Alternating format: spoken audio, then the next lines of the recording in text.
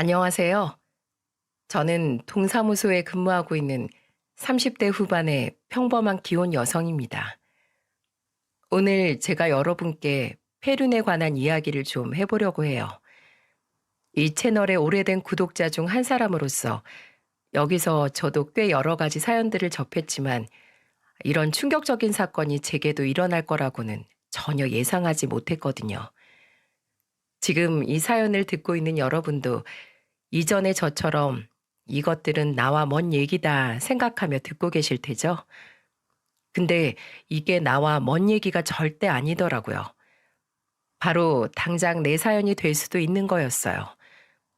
어쩌면 내일은 이걸 듣고 있는 분 중 또 다른 누군가가 사연을 쓰고 계실지도 모르죠. 인생은 알 수 없는 거니까요. 앞서 소개했듯 저는 평범한 공무원입니다. 남편과도 재미없을 정도로 평범하게 만났죠. 수더분한 성격이 마음에 들어 연애를 시작했는데 생각보다 장기 연애가 됐지 뭐예요. 다툴 일이 별로 없어서 그랬는지 연애는 길어졌고 우린 당연한 듯 결혼했습니다. 저와 마찬가지로 평범한 회사원인 남편에겐 형과 여동생이 한 명씩 있었는데요. 오랜 연애 시간 동안 저는 남매들과 모두 돈독한 사이가 되었어요. 특히 신우가 된 남편의 여동생과 친해졌죠. 언니 언니 하며 애교 부리는 모습에 제가 마음을 꽤 줬던가 봐요. 남편과 다퉈도 남편 여동생과는 떡볶이를 먹으러 가고 함께 쇼핑할 정도로 말입니다. 시간이 흐르며 신우와 저는 여느 친구 사이 못지않은 막역한 사이가 되어 있더군요. 반면 아주버님과는 그처럼 허물없진 않았답니다. 어쩌면 동성이 아니라서 더 그랬을지도 모르겠습니다. 어려서부터 엘리트 코스를 밟아온 아주버님은 약간 다른 세상 사람처럼 느껴졌고 처음엔 불편하기까지 했으니까요. 그래도 제가 세 남매와 모두 돈독하다고 표현한 건 남편의 말 때문이었어요. 그 사람 말에 의하면 형이 워낙 사람에게 마음을 잘 안 연다고 하더군요. 하지만 한번 열면 끝까지 그 사람 편이래요. 그래서 그런 걸까요? 그런 불의를 보고도 눈 감고 고개 돌려가면서 우리의 고통을 외면했던 이유가요. 어쨌든 남편 말에 의하면 형이 저랑 둘이 도란도란 이런저런 얘기를 나누는 것만으로도 그에겐 엄청 친한 축에 속하는 거라고 했어요. 그 얘기를 듣고 어쩌면 형이 홀로 외로워하고 있을지도 모른다는 생각에 더 챙겨드리곤 했었죠. 그럴 때마다 얼굴을 붉히며 쑥스럽게 웃던 아주버님의 어린 시절 모습이 아직도 이렇게 생생한데 그런 일을 벌이셨다는 게 지금까지도 좀 믿기지 않아요. 사람이 어떻게 그렇게나 바뀔 수 있는 걸까요? 여자를 잘못 만나서 그렇게 변했다고 봐야 할까요? 아무튼 다시 생각해도 너무 가슴이 아픕니다. 아주버님과 남편이 딱히 살가운 관계는 아니었어도 지금처럼 나쁜 사이도 아니었는데 말입니다.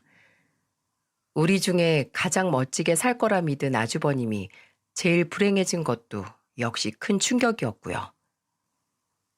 세상 무난한 성격을 지닌 세 사람 뒤엔 그들을 바르게 키우신 어머니가 계셨어요. 어머니는 제 남편이 14살이던 중학교 1학년이었던 때 시아버지와 사별하신 후 홀로 세 아이를 키우셨대요.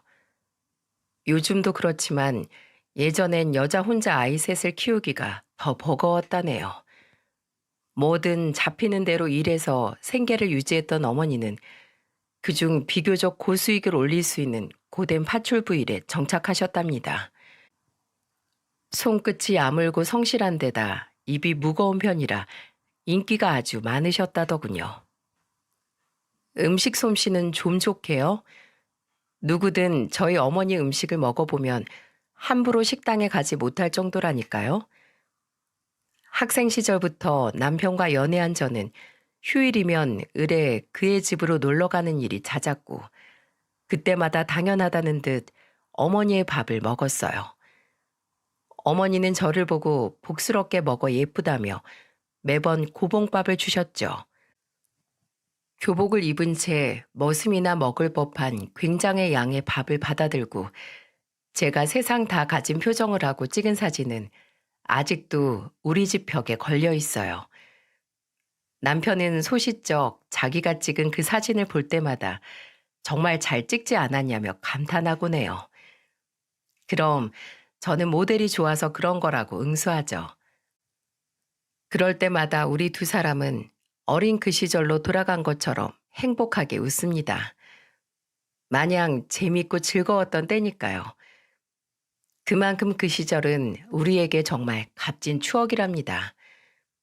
남편은 고등학교 시절부터 아르바이트로 늘 바빴어요. 어머니 혼자 고생하는 걸 볼 수 없다면서요. 정말 효자죠? 좀 더 나이 먹고 만난 사이였다면 효자 남편과 살면 시집살이 장난 아니라던데 하며 그와의 결혼을 회피했을지도 모르겠네요. 그 정도로 남편은 지극정성으로 늘 어머님을 위했답니다. 아주버님도 어릴 땐 그랬던 것 같아요. 연봉 높은 회사에 들어가서 어머니랑 동생들에게 은혜를 갚아야 한다는 소리도 종종 했거든요. 공부를 잘했던 덕에 집안의 모든 지원이 아주버님에게 쏟아지고 상대적으로 남편과 신우는 학생 때부터 아르바이트로 돈을 벌어 경제적으로 보탬이 되고 있던 터라 더 그런 마음이 들었을 거예요. 이 마음 변치 않고 그대로 가지고 있었다면 정말 좋았을 텐데 연애 경험 전혀 없이 공부에만 매진하다가 명문대에 들어가고 대기업에 입사할 때까지 쉼없이 달렸던 탓일까요? 여자에게 미쳐 앞뒤 분간을 할 수 없게 된 이유가 말입니다. 아주버님은 입사하고 얼마 되지 않아 여자친구가 생겼다고 수줍게 말씀하셨어요.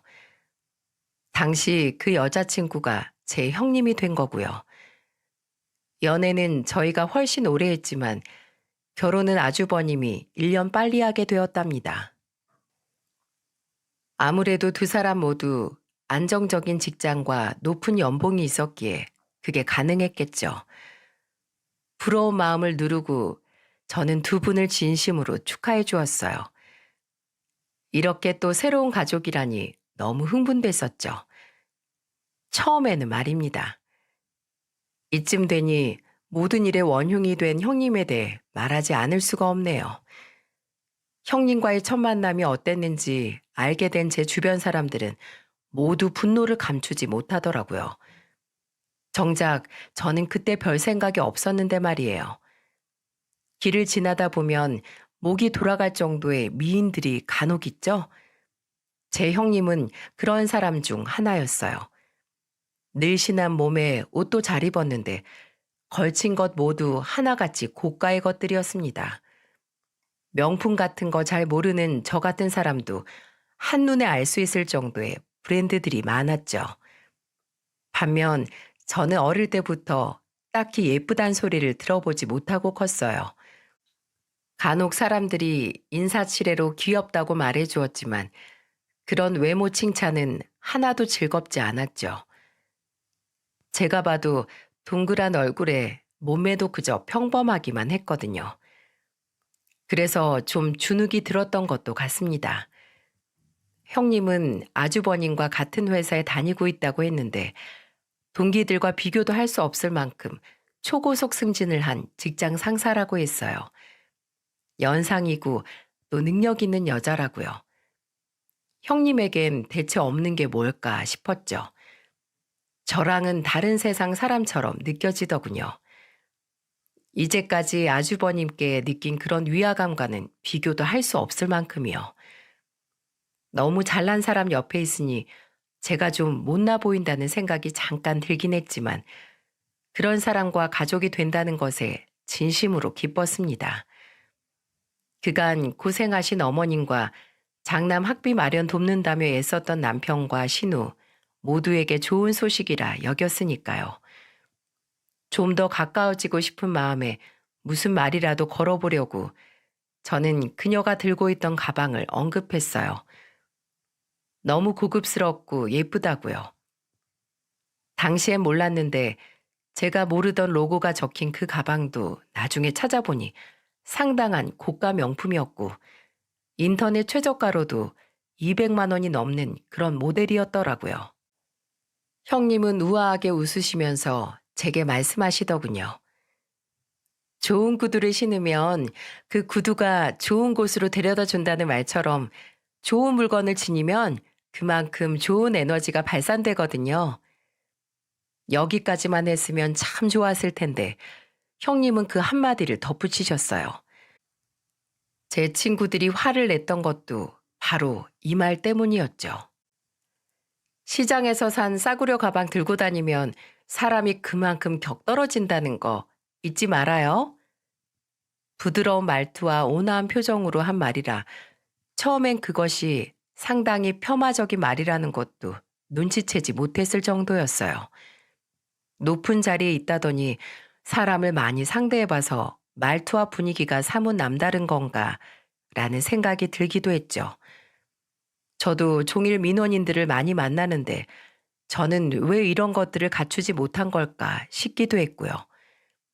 형님의 말에 반응한 건 당시 남자친구였던 제 남편이었습니다. 시장에서 산 싸구려 가방 아닙니다. 10주년 기념으로 백화점에 가서 제가 사서 선물한 가방이에요. 저는 당연히 저에게 한 말이 아니라고 생각했어요. 제가 들고 있던 가방은 남편의 말 맞다나 시장표 싸구려가 아니었으니까요.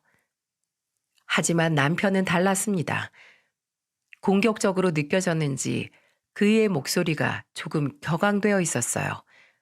모멸감을 느낀 모양이더라고요. 거길 나와서까지 남편이 저에게 따로 이렇게 말했을 정도였으니까요. 그 가방 싸구려 아니야. 내가 백화점에서 점원 추천받아서 40만 원 넘게 주고 산 거니까 전혀 기죽을 거 없어. 라고 말입니다. 그런 그에게 저는 전혀 신경 쓰지 않는다며 웃어주었어요. 내 생에 가장 비싼 가방을 들고 있으면서 어떻게 자격지심 같은 걸 가질 수가 있겠냐고요. 남편은 형님의 가방이 어떤 명품이고 얼마짜리인지 지금도 전혀 모르고 있어요. 저는 남편의 이런 모습이 어쩐지 더 사랑스러웠지만 이런 남자들 속 터진다는 분들도 간혹 있더군요. 역시 생각하는 건 다들 다른 모양입니다. 남편의 반응에도 형님은 전혀 동요하지 않으셨어요. 더욱더 부드러운 눈길로 그러셨죠. 어머, 오해하셨네요. 딱히 그쪽이 그렇다는 뜻으로 한 말은 아닌데. 그리고 혼자 작은 소리로 피해의식 어쩌고 그렇게도 말한 것 같은데 역시나 너무도 예쁜 말투로 말씀하셔서 그게 나쁜 뜻으로 하는 말처럼 들리지 않더라고요.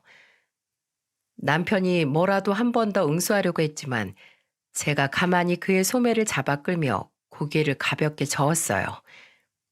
형의 여자친구를 처음 만나는 자리에서 그런 논쟁은 전혀 도움이 안 된다고 생각했으니까요. 남편은 낮게 한숨을 쉬며 더는 말을 잇지 않더군요. 저는 작게 고마워라고 했고 그제야 남편의 표정이 조금 풀리는 게 보였어요. 어쨌든 형님이 정말 신비한 재주를 가진 분이라는 생각이 들었어요. 이래서 사람이 사람에게 홀리기도 하는 건가 싶었을 만큼이요. 남편과 형님이 그렇게 신경전을 하는 사이에도 아주버님은 그저 흐뭇한 얼굴로 넋을 잃은 채 형님을 바라보고 있었거든요. 예뻐 죽겠다는 딱 그런 표정으로요. 이전엔 단 한 번도 본 적 없는 아주버님의 새로운 모습이기도 했죠. 콩깍지가 벗겨지지 않은 그 모습조차 저는 너무 좋아 보이더라고요.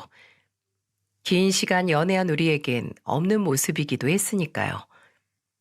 그 사건을 계기로 남편은 형님을 속물이라며 좋지 않은 시선으로 보기 시작했어요. 되도록 같이 있을 자리도 만들지 않았고 나중엔 아예 형님에 대한 언급 자체를 피하더군요. 이러다 형제 사이까지 멀어지게 될까봐 중간에서 저만 괜히 눈치를 봐야 했죠. 그러다 저도 형님과의 사이가 불편해지는 사건이 발생하고 말았습니다. 태어나 처음이었어요. 누군가의 머리채를 잡았던 건요. 남들이 그러는 걸 보게 될 때면 왜 저렇게까지 싸우는 걸까? 말로 하면 될 걸. 하고 생각했는데 세상엔 말로 해서 안 될 인간도 있었던 거예요. 그런 무지막지한 싸움을 하는 사람들에게도 다들 사연이 있었던 거죠. 함부로 판단해선 안 될 그런 이유가 분명 각자에게 다 있었던 겁니다. 대체 무슨 일이 있었기에 화도 잘 안 내는 성향인 제가 그런 짓까지 벌이게 됐는지 감정을 누르고 차분하게 되짚어 보도록 할게요. 당시 제가 결혼 1년 차 정도 됐을 때니까 형님은 결혼 2년 차였을 때네요. 아버님 제사 때문에 모인 자리에서 사건은 벌어졌습니다. 대체 형님은 생각이 있는 분일까요? 사회적으로 성공한 사람들 사이에 많다는 소시오패스, 뭐 그런 게 아닐까 싶기도 하네요. 첫 만남의 일화에서만 봐도 형님이 보통 성격이 아니라는 건 이 사연을 듣고 있는 여러분도 쉽게 눈치채셨을 거라고 생각돼요. 남편이 형님과 대면대면하고 난 후엔 분위기가 가라앉지 않도록 저라도 일부러 밝게 얘기하고 그랬는데요. 그날은 도저히 그럴 수가 없었어요. 생각지도 못하게 임신이 되고 최대한 몸을 아끼며 지내던 어느 날 갑자기 하혈하는 바람에 급히 병원에 가보니 유산이라고 하더군요. 몸도 마음도 만신창이었던 제게 남편은 제사에 가지 말고 그냥 집에서 같이 쉬자고 했어요. 어머니께는 자기가 잘 말씀드리겠다면서요. 그러자 아이를 잃은 것도 낳는 것만큼이나 몸이 축나는 일이라며 우리 집으로 와서 제 수발을 들어주신 어머니가 생각나더군요. 제가 가지 않으면 더 걱정하실 것 같아 저는 괜찮다고 하고 시댁으로 향했습니다. 형님은 아주버님과 미리 와 계셨어요. 제가 들어서자 어머니께서 저를 품에 안고 말씀하셨죠. 몸은 괜찮고 힘들면 안 와도 된다고 둘째한테 말했는데 옆에서 신우도 제 등을 어루만지며 말하더군요. 많이 걱정했는데 그래도 얼굴 보니까 마음은 좀 놓인다. 방에 들어가서 누워 있어도 되고 아무 때고 먼저 집에 가도 되니까 몸 생각만 해. 저는 그런 두 사람에게 괜찮다며 웃어 보였어요. 그러자 신우가 울먹이며 말하더군요. 차라리 울어 언니. 그렇게 웃는 것보다 차라리 우는 모습 보는 게 덜 슬프겠어. 그렇게 모두의 관심이 제게 쏠렸던 게 싫었을까요? 아니면 원래 그냥 그런 사람이었던 걸까요? 나중에 형님과 저만 주방에 있게 됐을 때 형님이 가벼운 목소리로 제게 물었어요. 근데 동서, 몸 관리는 안 해? 저는 유산까지 했는데 왜 몸보신을 안 하냐 그런 뜻인 줄로만 알고 했어요, 형님. 감사하게도 어머님께서 우리 집에 오셔서 잘 챙겨주고 가셨어요. 아니, 몸매 관리 안 하느냐 이 말이야. 그래도 유산한 지 시간이 좀 되지 않았나? 왜 지금까지 몸이 이래? 당혹스러웠어요. 다들 피하고 있던 단어인 유산이라는 말을 너무 아무렇지 않게 쓰는 것도 그렇고요. 그래요. 임신하고 유산하는 과정에서 예전보다 몸이 좀 붓고 두루뭉술해진 건 사실이니까. 100번, 1000번 양보해서 형님처럼 몸매 관리해서 예쁜 모습으로 살게끔 살 좀 빼란 소리 하고 싶을 수 있었다 쳐요. 그런데 뭐든 타이밍이라는 게 있잖아요. 아직은 제가 그럴 정신까지는 없어서요. 그렇게까지 말하고 대화를 끝내려고 했어요. 더 이상 말하고 싶지 않았거든요. 얼른 털어버려. 솔직히 다행인 부분도 있고 뭐. 다행인 부분이요? 그래. 동생 내가 먼저 애를 낳으면 족보가 꼬이는 거잖아. 나중에 내가 낳은 애가 동선 애한테 오빠, 누나 그런 호칭을 하면 얼마나 우습겠어? 안 그래? 대체 이 사람은 어떤 사람이기에 이런 말을 웃으며 할 수 있는 건지 도무지 이해가 되질 않았습니다. 그러니까 우리 애가 유산된 게 다행이란 소리잖아요, 이게. 고깝게 듣지 말아줘. 그냥 내가 솔직해서 그런 거니까. 얼른 추스르고 몸 관리해서 애는 다시 낳으면 되는. 저는 형님의 말을 자르며 말했어요. 형님은 솔직하단 말이 무례하고 몰상식하다는 것과 같은 뜻인 줄 아시나 봐요? 그러자 형님이 피식 웃더군요. 처음 만났던 날 남편과 대화하며 보인 그 웃음과 같은 것이었죠. 이래서 피해의식이 있는 사람들과 대화하는 건 피곤하다느니 하며 형님이 혼자 중얼거리더라고요. 피가 거꾸로 솟는 것 같았습니다. 앞서 언급했듯 어지간한 일로는 화를 내지 않는 성격이라 가방 사건 때 남편이 화낼 때도 저는 별스럽게 생각하지 않았어요. 딱히 우리 들으라고 한 말이 아니라잖아 하면서요. 하지만 이건 참을 수가 없었습니다. 매일 눈물로 얼룩진 지옥 속에서 사는 제게 뭐라고요? 그나마 다행? 분노가 극에 달한 저는 그대로 형님의 머리채를 잡아챘습니다.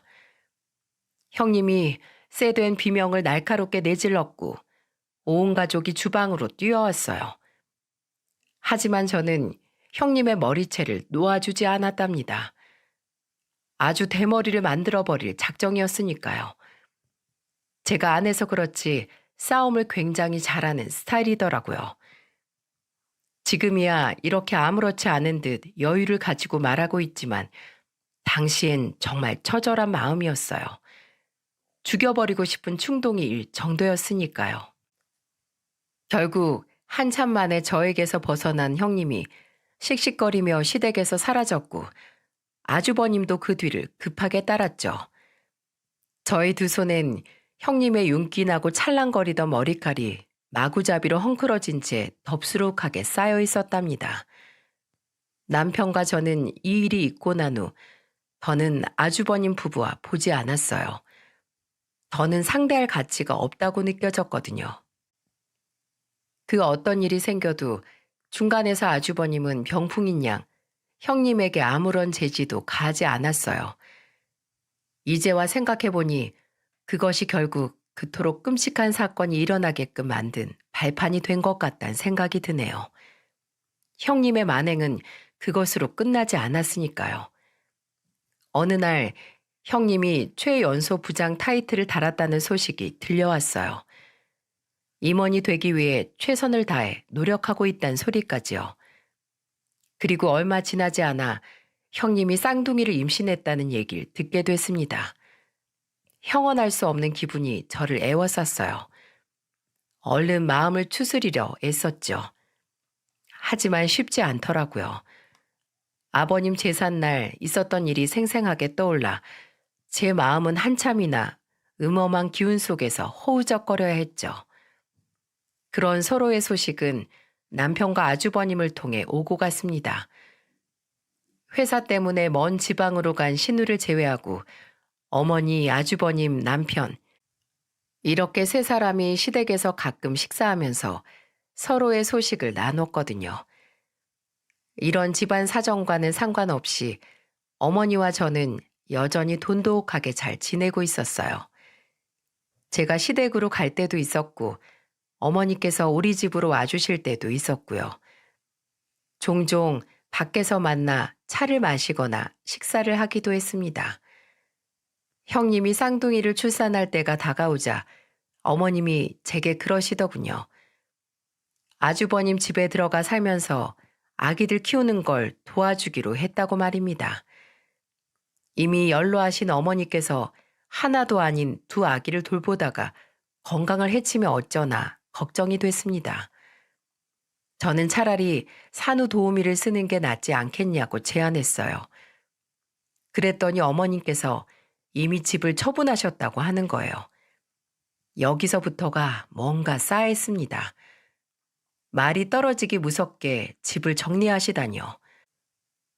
마당이 있어서 고기를 구워 먹을 수도 있고 옥상도 있어서 장독대도 들 수도 있는 그런 정겨운 주택을 그렇게 금세 처분했다는 말씀에 저는 몹시 서운했어요. 집안의 나무들과 평상, 계단 하나하나가 어린 시절부터 남편과 쌓아올린 추억의 부산물로 느껴졌으니 당연했죠. 제가 너무 섭섭해하자 어머니가 절 다독이시더군요. 어차피 혼자 살기엔 큰 집이었고 큰애 집에 들어가서 살면 필요도 없을 집이라고요. 어머님이 결정하신 일이니 저는 더 왈가왈부하지 않기로 했습니다.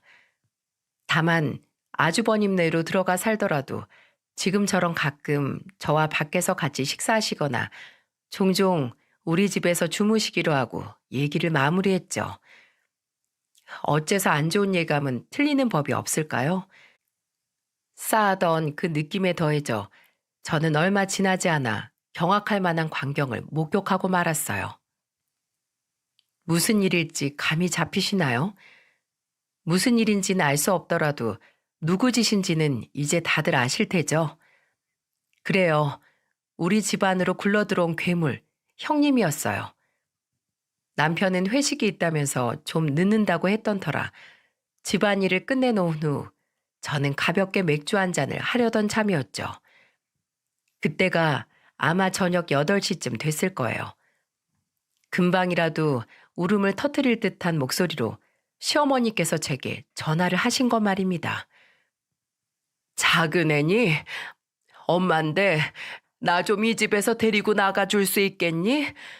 제발 부탁이야. 큰애 오기 전에 얼른 와서 나 좀 도와다오. 어머니 목소리는 어딘지 정신없어 보였어요. 어머니와는 그간 종종 통화하긴 했지만 매번 아기들 때문에 나올 수 없다고 하셔서 벌써 반년째 못 뵙고 있었거든요. 보통 일이 아니라고 직감한 저는 당장 차키를 챙겨 형님네로 갔습니다. 방 2개 빌라에서 전세로 사는 우리와 달리 형님네는 화장실이 2개나 있고 방이 4개인 정남향의 로열층 아파트를 자가로 소유하고 있었죠. 어머님과 함께 살게 돼서 큰 집으로 옮긴다며 형님네는 이 신축 아파트로 이사한 거예요. 처음 들어가 보는 그 아파트 단지는 넓고 쾌적했습니다. 주차를 하고 어머니가 알려주신 동호수로 찾아 올라갔어요. 도착해서 초인종을 누르며 저 왔다고 말씀드렸죠. 어머니께서 안쪽에서 문을 열어주려 하셨지만 문은 꿈쩍도 하지 않더군요. 어머님, 문이 고장났나 봐요. 열쇠 수리공 바로 부를게요.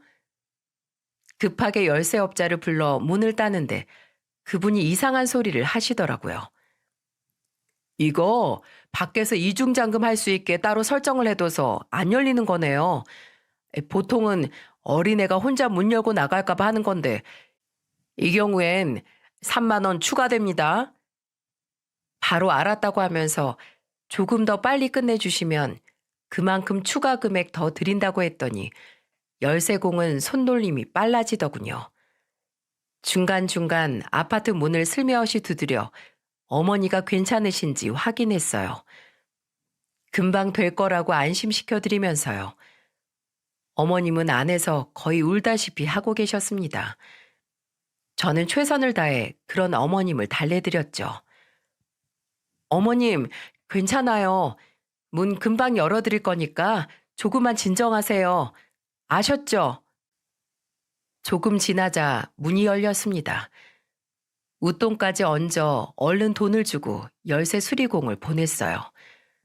얼굴을 보자마자 어머님께서 저를 와락 껴안으며 눈물을 흘리셨습니다. 저도 어머님을 마주 앉고 등을 쓸어내려 드렸죠. 그런데 등으로 뼈가 너무 적나라하게 느껴지더라고요. 대체 살이 얼마나 빠지신 건지 제가 기억하던 어머님 모습과는 완연히 달라져 있었어요. 시선을 떨구자 어머님께서 짐을 신발장 옆으로 나란히 가져다 놓으신 게 보였죠. 어머님은 급히 눈물을 훔치시더니 얼른 가자고 말씀하셨어요. 큰애 오기 전에 얼른 이 집에서 나가자고요. 뭔가에 쫓기듯 다급한 목소리였습니다. 아기들은 다 재워놨으니 큰애 올 때까지 깨지 않을 거라고 하시면서요. 단출한 어머니의 짐을 들고 함께 얼른 그 아파트를 빠져나갔습니다. 아파트 입구를 벗어나자마자 어머님께서 오한든 환자처럼 몸을 부들부들 떨었어요. 안도감에 그러시는 것 같더군요. 제가 근처에 차를 세우려 하자 어머니가 손사래를 치시며 말씀하셨습니다. 안 된다고 말입니다. 최대한 멀리 가자고. 아니, 아예 너희 집으로 지금 바로 가자고. 심상치 않음을 느낀 제가 신호 걸린 사이 뒷자리에 있던 담요로 어머님을 덮어드리고 남편에게 바로 전화를 걸었어요. 어머님 모시고 집으로 가는 중이니 아무것도 묻지 말고 지금 당장 집으로 와달라고요. 집에 도착하고 얼마 지나지 않아 남편이 들어오더군요. 남편은 어머님의 모습을 보고 충격을 받은 듯 했어요. 불과 반년 만에 어머니는 완전히 다른 사람이 되어 있었거든요. 한 줌에 잡힐 것처럼 가늘어진 허리와 볼이 푹 패어 뼈 모양 그대로 가죽만 입힌 것 같은 얼굴까지 말입니다. 남편은 어머님 앞에 무릎을 꿇고 앉더니 고개를 푹 숙였어요. 그리고 어머님을 한껏 안은 후 울먹이면서 말하더군요. 대체 무슨 일이 있으셨던 거예요? 다 말씀해 보세요. 저희는 어머님께 그러게 왜 그 집에 들어가셨냐, 가지 마시라 하지 않았냐, 라는 말 따위는 하지 않았습니다. 그렇게 어머니를 더 상처 줄 수는 없었으니까요. 어머니의 말씀은 이러했습니다. 아침부터 저녁까지 어머니는 집안일부터 아기 돌보는 것까지 온갖 일을 해야만 했대요.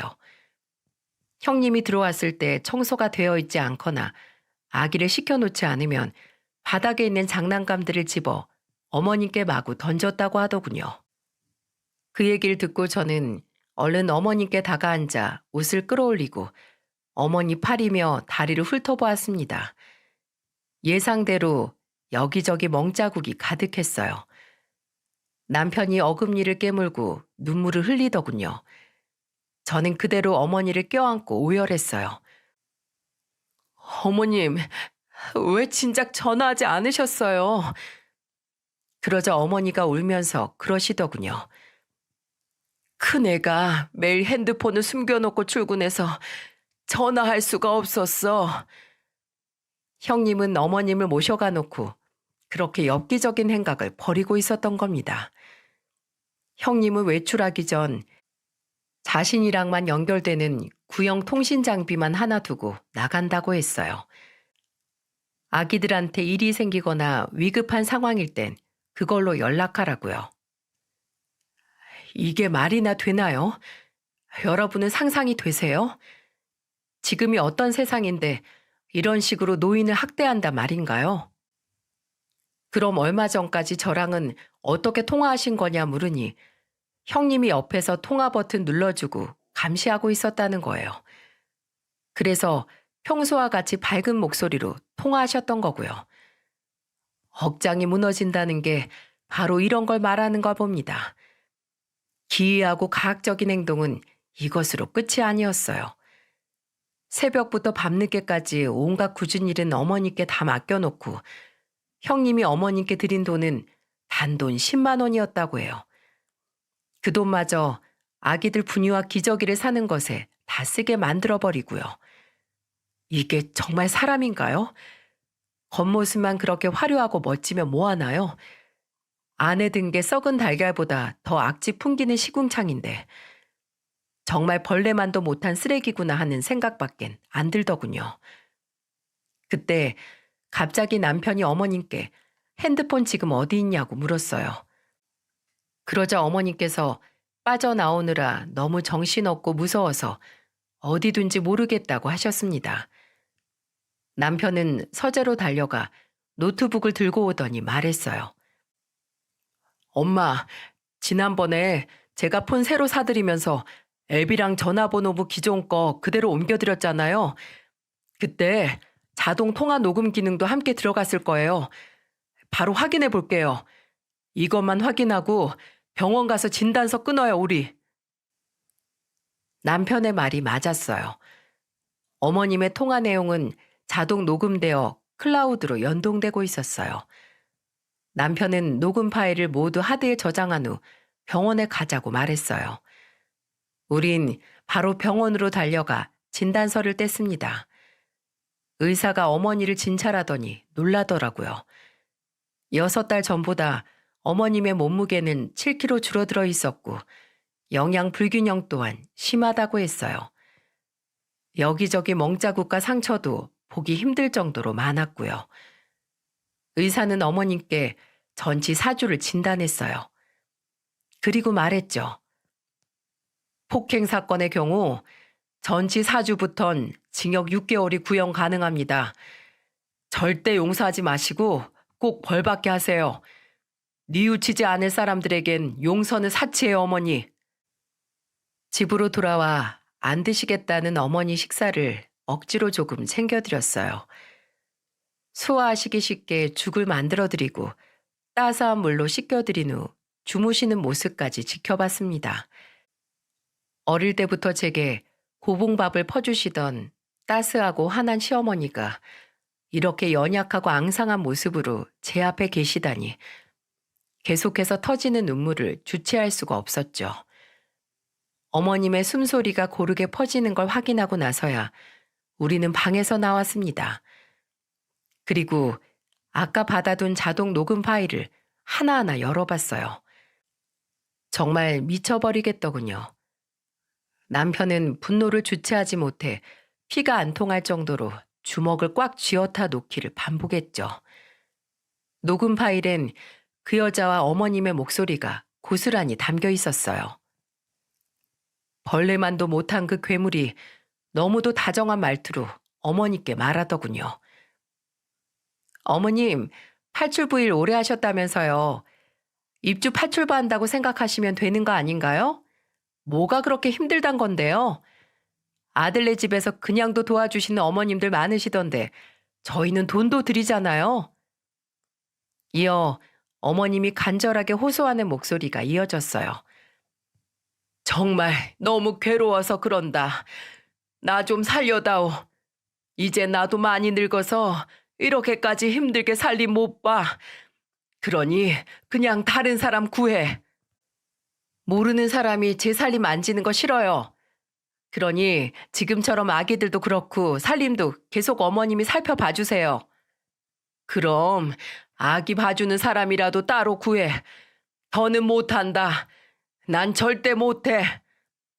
그렇게 힘드세요? 그럼 어쩔 수 없죠. 애들을 그냥 국가보육시설에 보내버려야겠네. 아니, 해외로 입양을 보내버릴까? 당황하는 어머니께 그 여자가 말하더군요. 어머님, 저 지금 일해야 되는데 이게 뭐예요? 어머님 아들과 달리 전 능력이 많아서 최연소 부장까지 된 거 아시잖아요. 그래서 축하한다고도 해주셨잖아요. 최연소 임원을 거쳐 대표가 되는 게 제 목표예요. 그러니 어머니가 좀 도와주세요. 자꾸 이렇게 징징대시면 곤란해요.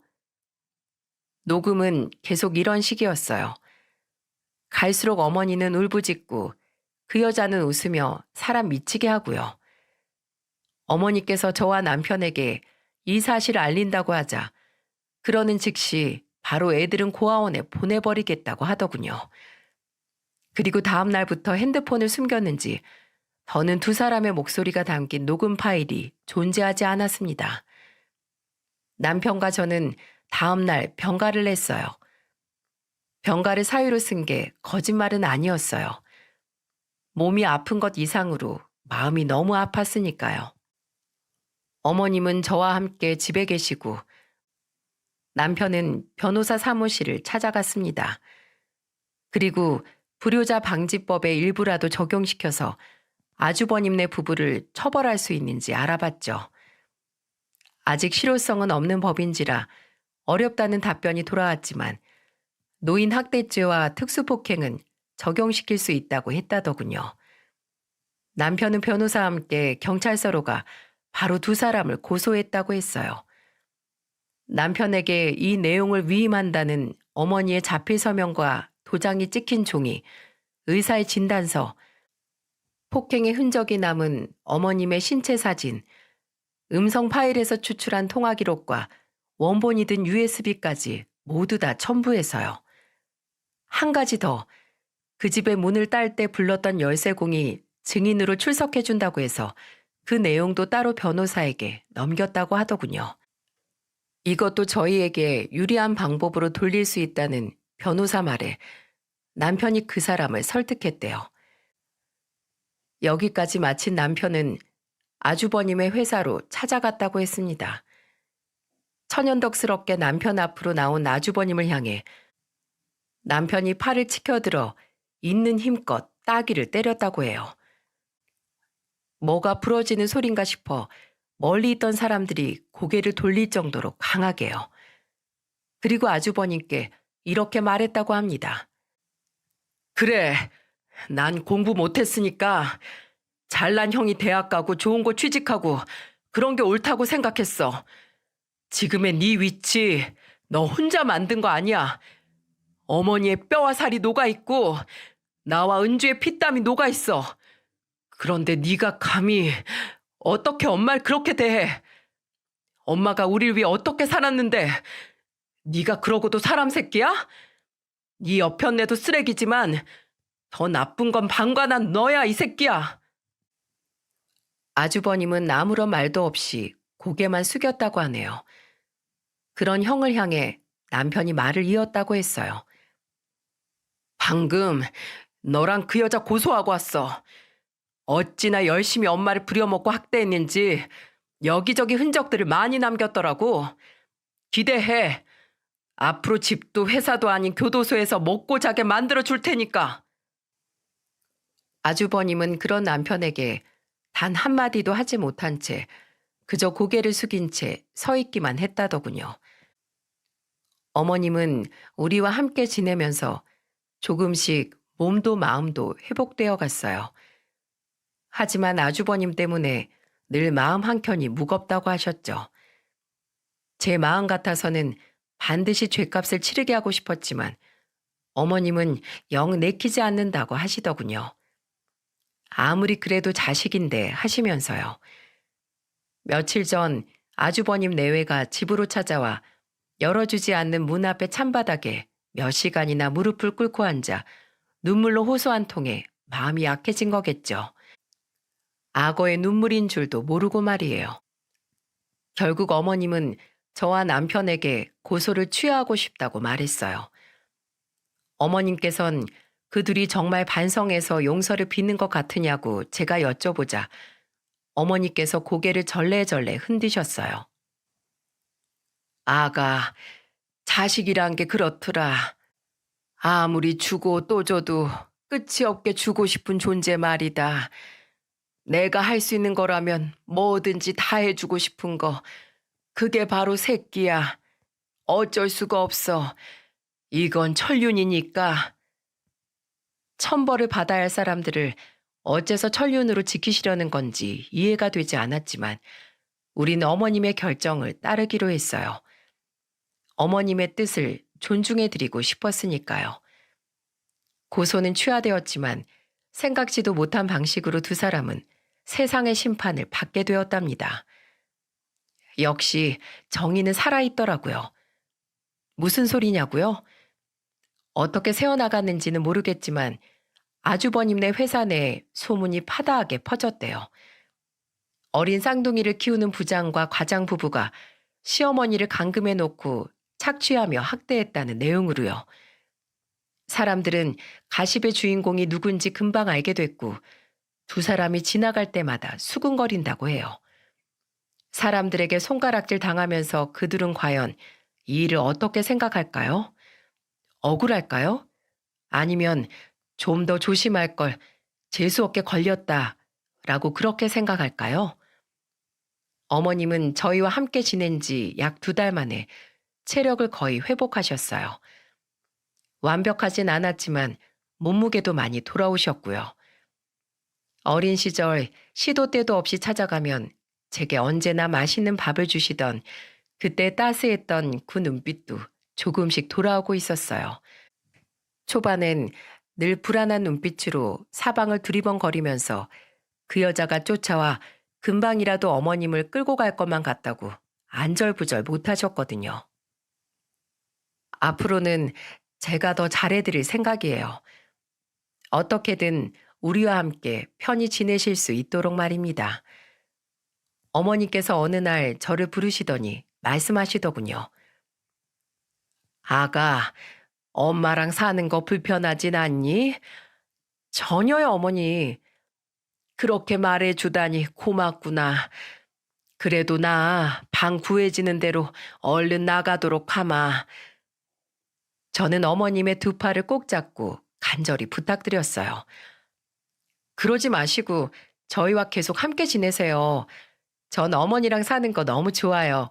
가지 마세요, 제발. 혼자는 외로우시잖아요. 안 그래요? 그랬더니 어머님의 눈망울이 촉촉해지더군요. 되짚어 보면 사실 어머님께서는 홀로 외로우셨던 게 아닐까 하는 생각이 들었거든요. 형님이 처음부터 어머니 핸드폰 뺏고 문을 밖에서 잠가둔 건 아니었잖아요. 근데도 그 고된 생활을 스스로 견디셨던 건 역시 외로우셔서 그러셨던 거 아니었을까요? 어머님께서는 제 말에 순순히 수긍하셨어요. 그래, 외롭지. 나이 먹은 사람들은 알 거야. 옆에 남편이 있어도 외롭고, 없으면 더 외롭고, 자고 나면 한 명씩 저 세상 가고 없으니, 친구가 있으나 없으나 외롭다는 거. 그래, 맞아. 큰 놈 집에서 북적북적 지내니 몸은 힘들어도 그리 좋을 수가 없더구나. 지금도 쌍둥이는 너무 보고 싶어. 어머님의 손을 잡고 가만히 제 배 위에 올려드리며 말했죠. 저희 부부에게도 쌍둥이만큼이나 특별한 선물이 찾아왔어요, 어머님.